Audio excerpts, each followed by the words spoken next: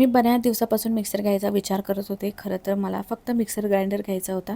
पण हा फिलिप्सचा mixer grinder घेत असताना यासोबत फूड प्रोसेसरचा सुद्धा ऑप्शन होता. फूड प्रोसेसरचा वापर मी किती करेल हे अजूनही मला माहिती नाही. पण म्हटलं एकाच मिक्सरमध्ये दोन्ही ऑप्शन आहेत तर हा का नको, म्हणून हा घेतला. यामध्ये वेगवेगळे 4 जार आहेत, चटणीसाठी, मसाल्यासाठी, ज्यूसर आणि फूड प्रोसेसरही. वापर केल्यानंतर याचा अनुभव मी तुमच्यासोबत शेअर करते.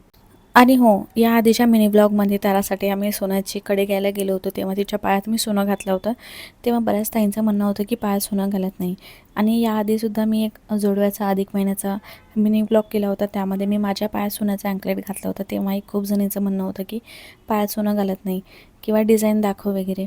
तर तुम्हाला या विषयावर एक छोटासा मिनी ब्लॉग बघायला आवडेल का? मला कमेंट करून नक्की सांगा. आवडत असेल तर येणाऱ्या ब्लॉगमध्ये मी माझं अँकलेटसुद्धा दाखवेल आणि का घालत नाही तेही त्या व्हिडिओमध्ये आपण बोलूया.